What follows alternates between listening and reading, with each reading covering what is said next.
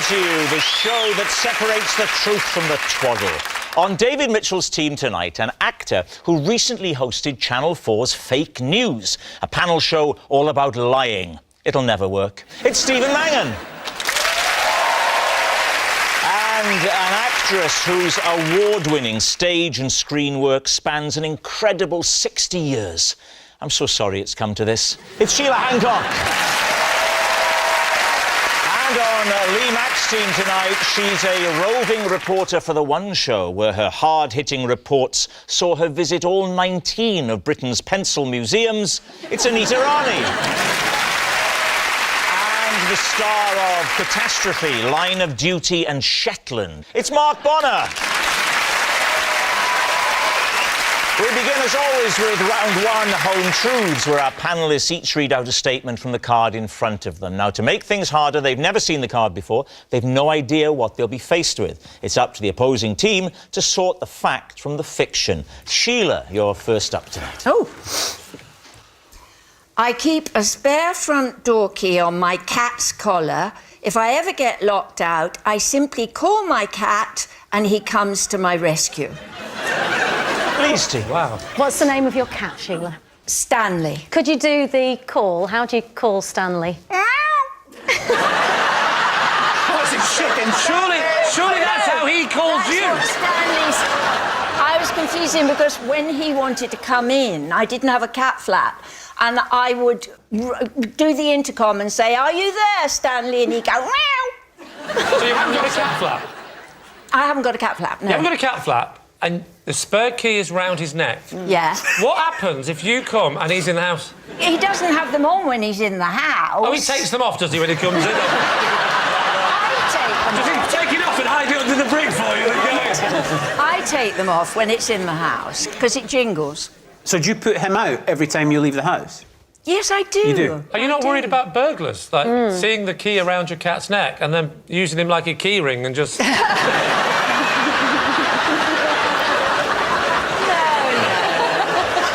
because he's... Key's not working! No, it's in a metal case. It looks almost like a whistle or something. Oh, I And you see. just pull it out, and then inside there's a Does key. he also wear one of those medallions with his address on it? No, he's got a chip. He's got a chip inside him. Oh, he yes, doesn't need anyone to bring him home with his address, because he can just come and go as he pleases with the key. When was the last time you had to use this method? About a fortnight ago. What happened? I'd forgot my key. I left it inside. It was late at night, and I'd just come back from the theatre. It was about 11 o'clock. Oh, what had you seen? Don't say cats. What? I'd seen Jess Butterworth's new play. Can I just ask why you don't mortise lock your door?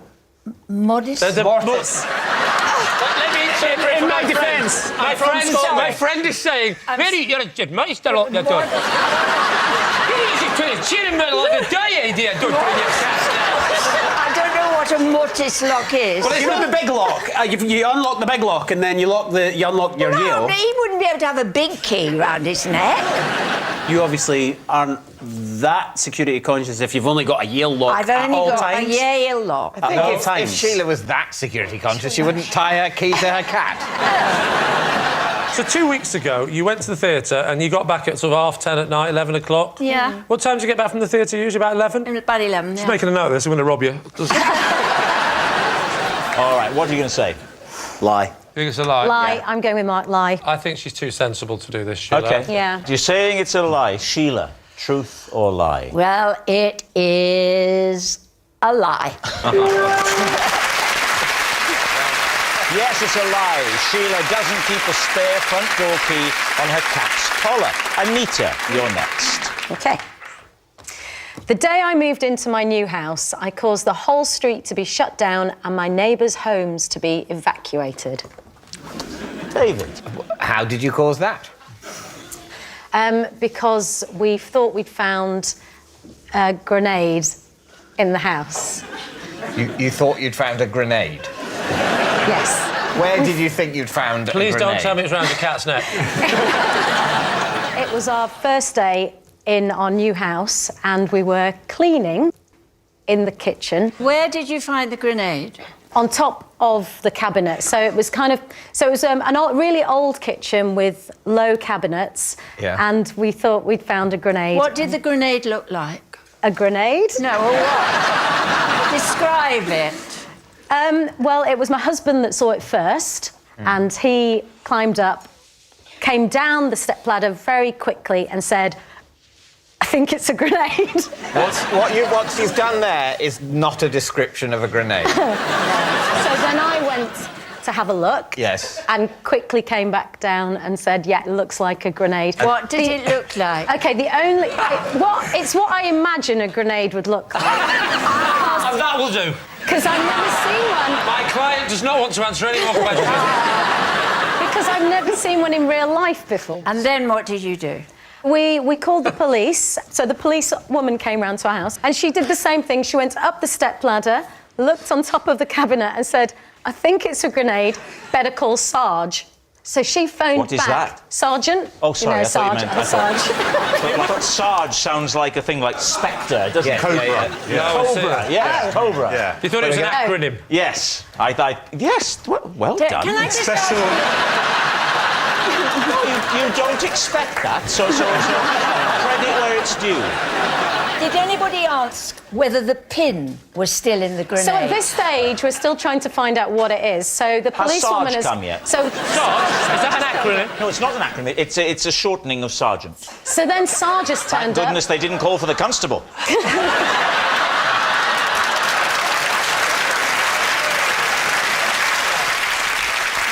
The sergeant's there. He walks in, does the same thing, up the stepladder, looks and goes, OK, think it might be a grenade. We're I'll in have our... to call the inspector. No. Then, several hours later, the Prime Minister comes in. Nearly. At this point, he thinks, I think it might be a grenade, so he actually phones the bomb squad. So the bomb squad, really nice chap, walks into the kitchen. He walks up the stepladder, looked at it, picked it up. I went, it's a lighter. So, He took the risk of going... yeah. Because they are the only people, let's be fair. He no turned round with his burnt face and went, finally, one that is a lighter. They're the only... Fifth time lucky! That's why they do their job, because they know what a real grenade is and what a fake one is. So, what are you thinking? Is it the truth?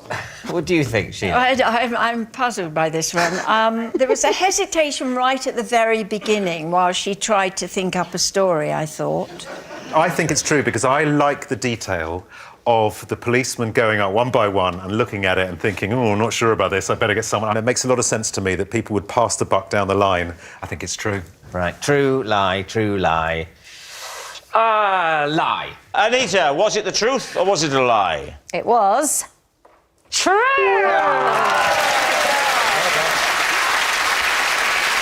Yes, it's true. Our next round is called This Is My, where we bring on a mystery guest who has a close connection to one of our panellists. Now, this week, each of David's team will claim it's them that has the genuine connection to the guest, and it's up to Lee's team to spot who's telling the truth. So please welcome this week's special guest, John.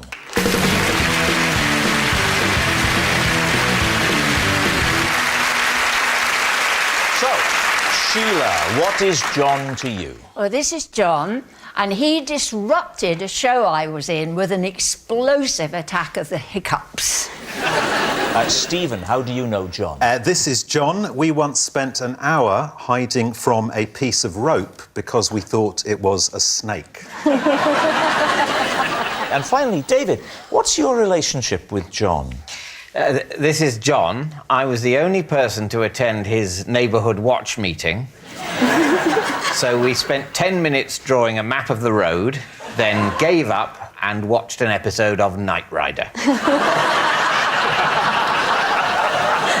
there we have it. Lee's team, where to begin? Should we start with Sheila? Yeah. What was the show? It was a musical called Grey Gardens, which I did last year at Southwark Playhouse. It's a fringe theatre, so the audience are right on top of you and you can hear everything. And at the beginning, I could hear this person sort of suppressing something, like that. And then there was a really quiet moment and he had the most terrible attack of hiccup. It was just like as though he was choking almost. So eventually... eventually? You thought he was choking and you did something eventually? No, I knew he wasn't choking, How but did he you was know he wasn't making a choking? choky-type noise. OK, all right. So I had a glass that was supposed to be whiskey, but was actually water. So I went over to him and I made him drink out the back of the glass when the audience were applauding like mad. What was your character? I was playing this old lady, and it's the story of these two women. They were discovered surrounded by cats and animals. They're probably locked out. Stanley. I'm curious as to how long it was before you stopped the show. I mean... Well, I let it go on for about 2-3 minutes. And what were you doing at the time? I was singing. I was trying to sing. You were in the middle of a song? Yes. What was the song, Sheila? So I love you, I love you. It's a song that she sings to her daughter. It's a very poignant moment. But you can't do a poignant moment with someone going... No, I'm kind of surprised. To be honest, I'm kind of surprised that John didn't take it upon himself to leave the theatre. He was embarrassed, poor darling. He's stuck in this show. So you thought you'll help him with his embarrassment I sort of by did. making him drink upside down with a glass of water? No, I knew the audience were getting really aggressive with him. As What were they doing? Well, You said they were they were going getting shush, shush, shush, like that to it. But they must have known that it's an involuntary action and he's not doing it But deliberately. audiences are like that. If in a lovely moment they were enjoying the show and suddenly this idiot's going... So they go, shh, and he's going... Are you sure it wasn't like the house version of the song? It's a bit more garage. Is that what you think house music sounds like? and I quote... shh, I would say, of all the genres of music, although house isn't close, it's the closest, unless you can tell me what that is closer than. I would say it's a very experimental, avant-garde, East Philip Berlin in the early 30s. I certainly wouldn't call it house music in a desperate attempt to get down with the kids. I don't think 1930s East German is actually a genre of music. I'm saying... You give me a decade and a country. Yeah, in fact, you've also given a country that didn't exist in the decade you've given. Well spotted. Well spotted. But you noticed that Lee didn't spot it. Right. Who would you like to quiz next? We'll go with Stephen, shall we? Just remind us, Stephen, just to refresh our memories. This is John. We once spent an hour hiding from a piece of rope because we thought it was a snake. Where were you? We were in California. Right. And how do you know this gentleman? I'm related to him. In what how? Well, some of our relatives were, we're cousins. You're cousins? Yeah. OK, so you're in California. Yeah, And what are you camping, are you? we're camping. What age were you? I was 19. 19? Oh. Who was camping? We were. Just the two of you? Just the two of you. Just the two of us, yeah. Yellowstone? No. Yosemite? No, Big Sur? no. Doesn't matter what type of snake it was. So who spotted it first? We're in a tent, and I wake up, and we're in the woods, and it's California. Oh, you're not a campsite then? You're just going Not wild? on a campsite, no. OK. And I see a snake on the roof of the tent. So you saw the shadow, the I saw silhouette. a shadow of a snake. So I say to him, I think there's a snake. He says, I think there is. Yeah. But it wasn't moving. But we watched it because we thought maybe it was asleep. How long did you watch it for? For about 40 minutes. Right. And you were too scared to try and sneak out the front way and run? Well, we did come up with a plan, Oh, OK. which was one of us was going to hit it and knock it away from the tent. Yeah. And then it would fly away and then we'd dash out the tent. Hit it with your bare hand. I think it was a pillow, actually. You took pillows camping. Glamping. Don't you? So one of us hit it, Yeah. With a pillow. and the snake flew up in the air and then landed right back down on top of the tent. When it's settled and it Yeah. was still again, Yeah. you now know it's definitely not a live snake. No, we think it may have been stunned. Which one of you hit it? I'd be lying if I said I remembered. Probably John. Who did Probably it. John. Probably John. I mean, well, you see, it's not easy. It's not easy to remember blood relatives, is it? So what happens next? We decided one of us had to dash out of the tent and then see what the situation was. And who did that? And John very bravely said he would do it.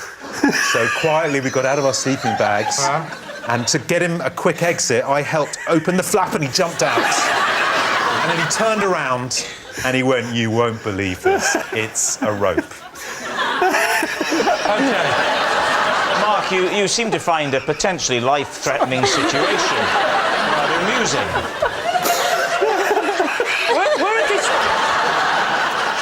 Stephen, where did this rope come from? It was on the tent. It was just a rope on the tent. Ropes on tents are really thin. They're not like... Very thin They've not got snake. the girth of a snake. It wasn't a snake like that. No, it was a piece of rope like that. How could you think that? The most you can figure is a worm. Yeah, but also, you've got to remember... There's a worm! Quick, get my pillow! It's also early morning, so the sun is just coming up, casting Snakes a are long lot thinner shadow. in the morning, aren't they? It was early morning, they fatten up during the day. That's a little thin bit of rope. That's nothing like a snake. Unless you'd have said the shadow had somehow made it look That's what I'm bigger. saying, it's early You didn't morning. say that. It's early morning, the did sun say- is low. I said that. He did say that, Made it although look... I mean... sometimes Lee doesn't totally listen to everything other people say. It is true. That is a fair point. OK, now, what about David? David. So remind us again, David.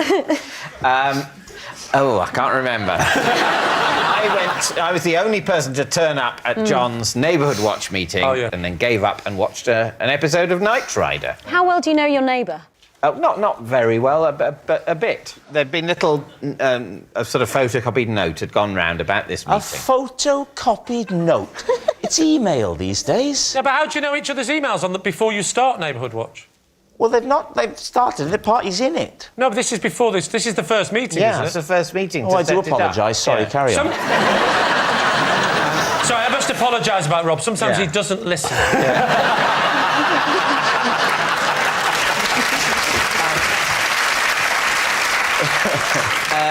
And anyway, so between me and my wife, we decided that one of us should go. And we thought that, And she thought it should be you. And it turned out I thought that too.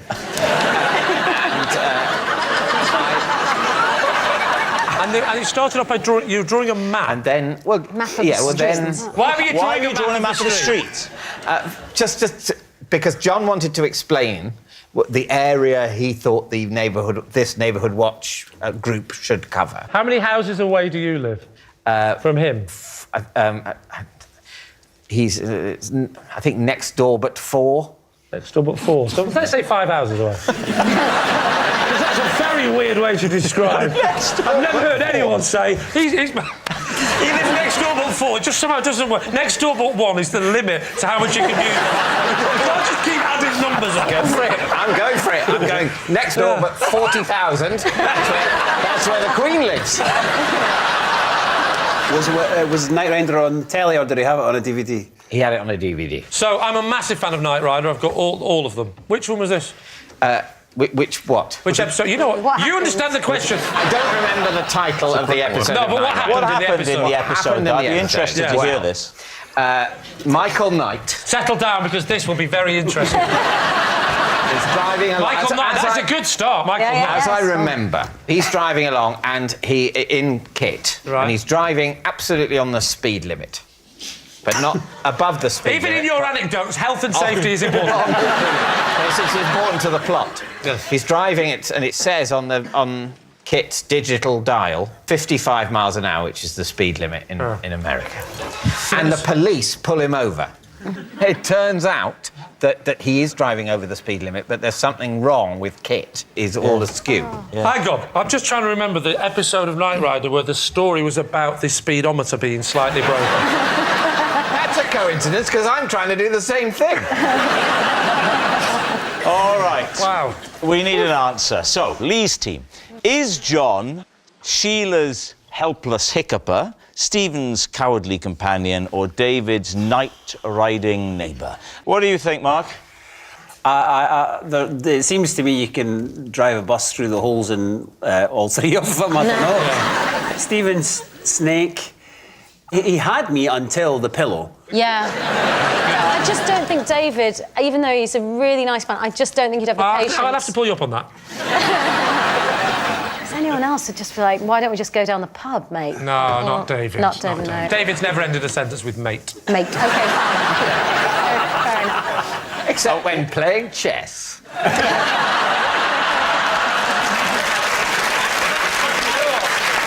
Even for you, David, that was quite middle class. Fair enough, you've won, mate. And what about Sheila? The fringe theatre with the hiccups. If I had the hiccups for 2 or 3 minutes, I would leave. Yeah. It's very difficult in those sort of theatres to get out. Yeah. They were trapped. They were trapped. Right, Well, but that's a fire and Look, safety nightmare. I'm just trying to...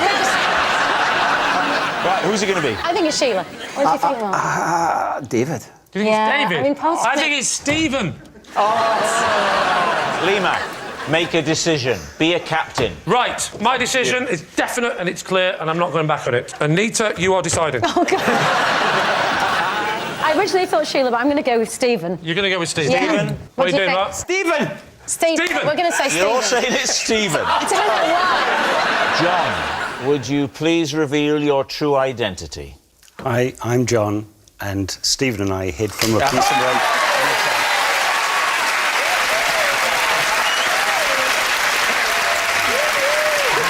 Yes, John is Stephen's cowardly companion. Thank you very much, John.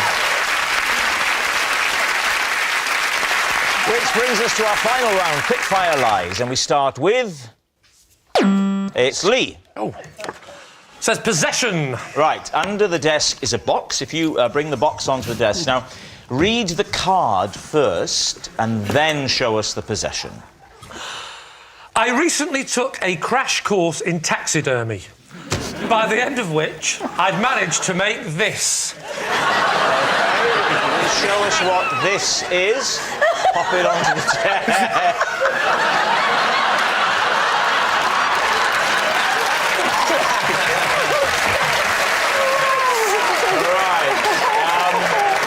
David's team, where would you like to begin? What is it? I can't see Can we have a proper Hold look? it up. That, Sheila, is what I call mouse on a skateboard. Would you like me to take it across? Please do. What's it made of? Made of mouse. With a little bit of skateboard. Oh, no! Oh, How was he killed? He looks like he was... I should point out that he wasn't killed. He was found dead naturally. It's like he was found walking down a very small alley. Careful, took ages. OK, first of all, how long was this course? This is the first course. The course is well. It takes place over about 16 weeks, so 4 months. A crash course that's... Taxidermy takes years to perfect. This is a crash. And how often did you go? It happens every week Once a week. for 16 weeks. That's not a crash course. That's is. an evening class. No, not in relation to the proper course to become a professional Well, taxidermist. that goes on takes for 25 4 years and you meet once every 6 months? That takes 4 years, or until the animal dies. can you... How did you do that mouse? Basically, I found a mouse. Where? There on the stair.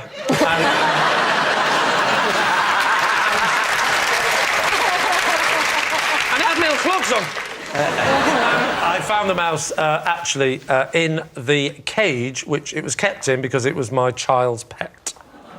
And it was skateboarding. No, he wasn't skateboarding. My son was a skateboarder, and that's why he wanted the mouse on the skateboard. What did you do with the mouse that you found? Well, the first thing I did was I had to break the news to my son, and I said, "Your mouse is dead." So that was that covered. And then he said, "Oh, I don't want to lose him forever." And I said, "In that case, it's the crash course at the taxidermy." So wait a minute, the mouse dies. You Correct. have a conversation with your son. What are we going to do? Let's stuff him. I know, I'll learn. I won't get a professional animal stuffer. And that's because... I'll learn to do it. You ring up the course. They say there happens to be a 16-week course starting next week. How many people were on the course? I would say there was 12, 14, something like that. 12. There was 12. 12. 12, yes. Sorry, no, it was a disciples' convention. Talk me through them. What sort of people were they? It was Matthew, Mark, Luke. Oh, sorry, there was a guy called Thomas. He wasn't sure if he wanted to be there. Tell us what you do. The first thing you've got to do is always check that the mouse is actually dead. So, sorry, it's always a mouse. This course is just for mouse stuffers. No one had anything else they were to do. So everyone, all 12 of you turn up, sit down, get your mouse out. You've got to remember that it's an introductory course. There was one guy, just one guy, Brian. A good entry turned up level with a giraffe. He turned up with a giraffe and you went, you want the advanced course, mate, because we can't do this in 16 weeks. Next door, the one that's got the Velux windows. You can only stuff a giraffe if you've got Velux windows. That's the first thing you learn. What do you do? Scoop the inside out? Thank you. Is someone finally interested in the art form? First thing you've got to do is get rid of the inside of the mouse. How? How do you do that? How? Good question, Sheila. You get a sharp blade and you make an incision from the back of the skull all the way down to the tail. So what happens when you make that incision down the spine? Down the spine, yeah. What happens? So now I can only be described as a very, very horrific pop-up book. Because I opened it up and it's not a pretty sight. I would describe it as sort of mouse spine-like. All like that. And the fella said, first rule of get stuffed, taxidermy, crash course. He said, this is the interesting bit, he went, is never, ever open them from the back. I learned a lesson. You've got to learn, haven't you? You've got to learn. You've got to learn. So what did you do? Well, I really got me needle and thread. So you stitched the mouse back up? Stitch the mouse back up, right. Get him back to how he was. Right. Turn him over, slice down the middle. And then what did you do? You have to, effectively, there's no easy way of saying it, I had to scrape out his insides. With what? With the tools that they give you. What sort of tool is it? Well, there's many, many tools. You know those weird things you get when you're trying to get the last bit of lobster out of the claw? Then it's like a little fork. It wouldn't work with a giraffe, though, Oh, would no, it? just a giraffe. All you need for a giraffe is a spade and loads of bamboo. OK, so you scoop out... We learned that on day 4. What do you put back in to give him that healthy... You build individual fragments of bone shapes, but out of metal, and glue them all together. It takes 15 weeks on a Thursday night. What do you think, David? It sounds very plausible to me, but what does your team think? Sheila, what do you think? No, I think it's You a lie. think it's a lie? I can't see why anyone wouldn't believe that. I don't think there's any level on which any of us believe that. They're saying it's a lie. Lee, Yeah. is it the truth or is it a lie? Oh, I actually have to go through the thing of pressing the button. Lie.